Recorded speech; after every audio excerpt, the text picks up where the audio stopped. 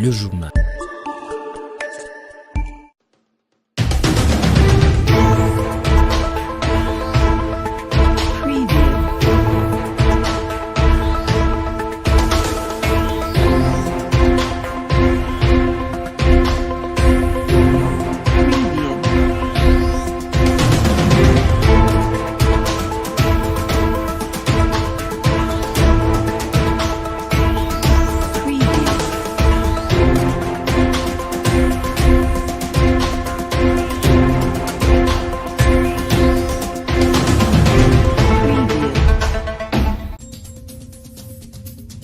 La ville de Kolwezi ne parlera plus du choléra car cette épidémie ne s'est pas manifestée il y a déjà 9 jours. Cette nouvelle a réjoui la population lolabaise ainsi que le ministre provincial de la Santé. Un seul puits entouré d'herbes sauvages permet à toute la population du village Mouilou, à 17 km de la ville de Kolwezi, à s'approvisionner en eau potable. Ces herbes créeraient également l'insécurité dans cette contrée. Le détail, c'est dans ce journal. Mesdames, Messieurs, bienvenue dans ce journal. Cela fait exactement 9 jours qu'aucun cas de choléra n'a été enregistré à Kolwezi. Une satisfaction de la population et le personnel soignant d'avoir mis fin à cette épidémie qui a endeuillé de familles. Suivez. C'en est fini avec ces fléaux qui a frappé la ville de Kolwezi. Cette épidémie de choléra a causé des morts. Depuis le début de l'épidémie, nous sommes déjà à 111 cas, dont 9 décès. 2 décès dans la communauté et 7 décès au niveau du CTC.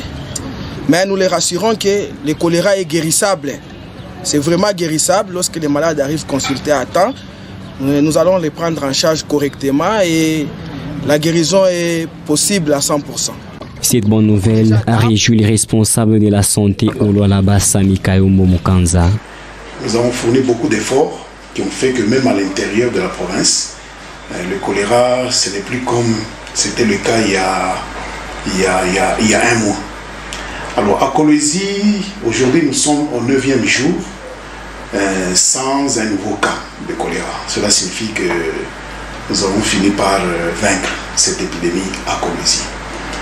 Et nous devons cette victoire ou ces résultats à la conjugaison des efforts de plusieurs personnes et plusieurs organisations. Ce que je peux dire à la population de Kolwezi, c'est de continuer à respecter les règles d'hygiène. Les Kolweziens ont salué la disparition de cette épidémie. J'ai dit merci aux agents, au personnel qui se sont impliqués. J'ai dit merci à ces combats que lui, le leader, est engagé à faire. Et je comprends maintenant que ses collaborateurs sont en train de comprendre quelque chose, c'est-à-dire mettre fin à tout ce qui est antivaleur dans la province. Pour rappel, la ville de Kolwezi a enregistré 120 cas dans l'espace de 2 mois, dont 8 décès. Certains enfants de quartiers nouvellement lotis ont transformé leurs avenues en terrain de foot dû au manque des espaces verts. Cette situation inquiète la population. Suivez. Leur âge varie entre 12 et 14 ans. Ces jeunes gens jouent au football en pleine avenue, faute d'espace vert dans leur quartier. La situation est semblable dans d'autres contrées de Kolwezi, où ces espaces sont soit pollués, soit déviés de leur fonction initiale. Ceci est une inquiétude. Nous n'avons pas de terrain, voilà pourquoi nous jouons ici en route. Nous demandons aux autorités de nous construire aussi des terrains.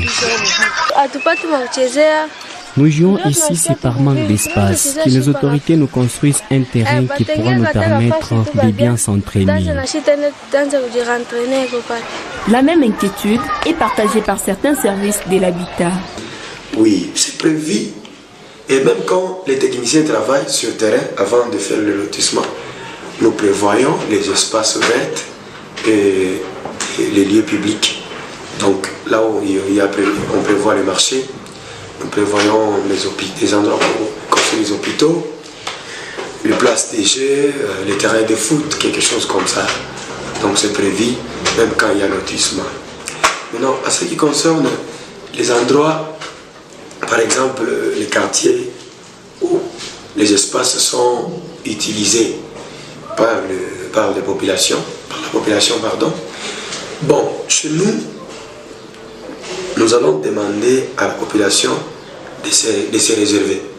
Parce que nous allons prévoir, il y aura une commission qui va descendre sur le terrain pour contrôler si réellement ces espaces sont utilisés.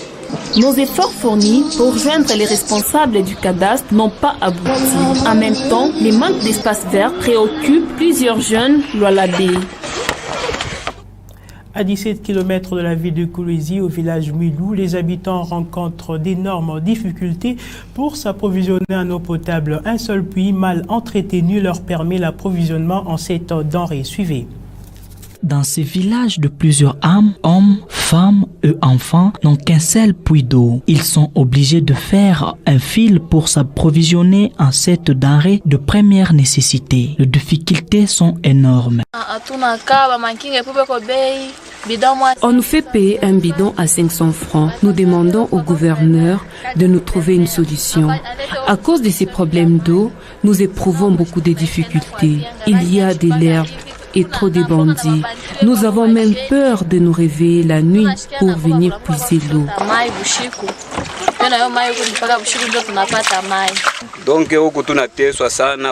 Ici, nous souffrons beaucoup de manque d'eau. Nous avons qu'un seul puits dans ces villages. Il y a un autre puits qui ne fonctionne pas. Nous quittons très loin pour venir puiser l'eau et le puits est entouré par beaucoup d'herbes. Nous demandons qu'on nous vienne en aide. Les habitants du village Mwilou souhaitent voir les autorités provinciales leur venir en aide en forant quelques puits pour leurs besoins quotidiens. Inculquer les enfants l'habitude de lire pour augmenter leur savoir est l'objectif poursuivi ce mardi 2 avril 2019 à l'occasion de la célébration mondiale des livres pour enfants. À Kolwezi, cette culture semble souffrir. Suivez. Des romans, la Sainte Bible, des livres dramatiques, des poésies, des récits, des bandes dessinées sont rangés dans les états but d'appréhender une certaine connaissance. Moi, cette journée, ce qu'elle représente pour moi, c'est un rappel. Parce que nous avons l'impression actuellement que les livres n'ont pas sa place. Et pourtant, le livre a réellement sa place dans la vie des enfants. Parce qu'actuellement aussi, nous voyons qu'il y a les gens sont plus tournés à l'internet, tout ce qu'il y a comme réseaux sociaux, ça attire tout le monde. Dans les écoles, comme nous sommes ici à Mwanga, nous cherchons comment valoriser l'importance du livre et nous débattons pour aménager la bibliothèque, quels que soient les moyens que nous avons, pour que les élèves arrivent à lire, parce que ça va pour leur formation. C'est un renforcement des capacités pour les élèves, parce que les manuels scolaires que nous distribuons à tous les élèves pour bien faire le suivi de leurs cours. Il y a des livres avec des exercices et donc nous avons tous ces livres-là. À chaque élève, on remet les livres pour ses cours. J'ai déjà lu plusieurs. En lisant, j'ajoute encore quelque chose de plus à mon intelligence, à ma connaissance. Je m'instruis par moi-même. Lorsque nous ne lisons pas, nous ne pouvons pas nous ouvrir l'œil au monde, nous ne pouvons pas savoir toutes les merveilles que les livres peuvent nous apporter. Et certainement, on a même planifié, quand ils sont libres, ils viennent lire ici à la bibliothèque. Il y a des élèves de l'école primaire et de l'école secondaire, vous voyez ça. Chaque mercredi, les élèves de l'école primaire lisent. Cette culture est en voie de disparition, notamment dans la province du Lualaba, particulièrement dans des différentes écoles, car certains dirigeants n'ont pas cette initiative de créer leur propre bibliothèque.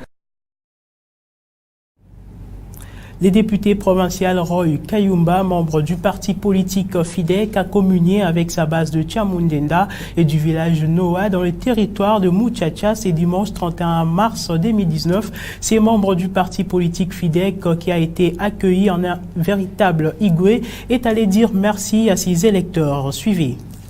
Ils sont venus nombreux à accueillir leurs dirigeants, fils Roy Kaumba. Danse et chants de joie étaient au rendez-vous pour vous montrer leur attachement à leur élu provincial. À Chamundenda et au village Noa, le message du questeur de la première institution du Lualaba est clair.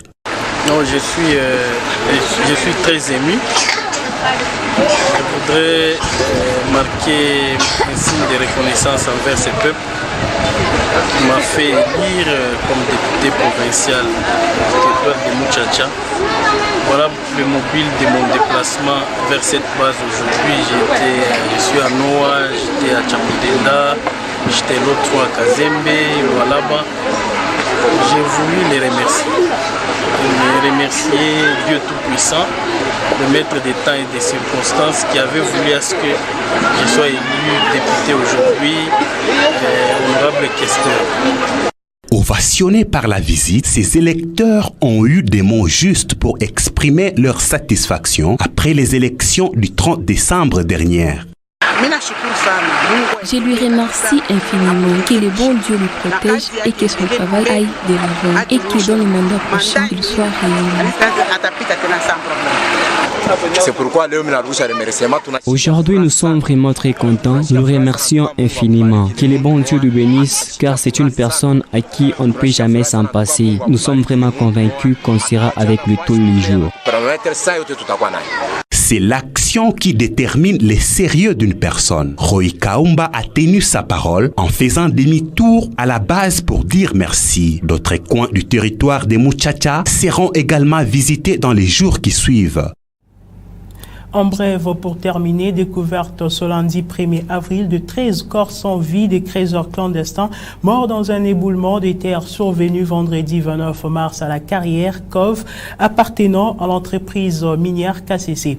Selon les sources sur place, les victimes travaillaient nuitamment dans cette carrière pour extraire de minerais lorsque l'irréparable est arrivé. Certains creuseurs indiquent que le bilan pourrait s'alourdir car les creuseurs étaient nombreux. Ici est également de noter que l'entreprise KCC avait déjà interdit l'exploitation de minerais dans cette carrière par le clandestin.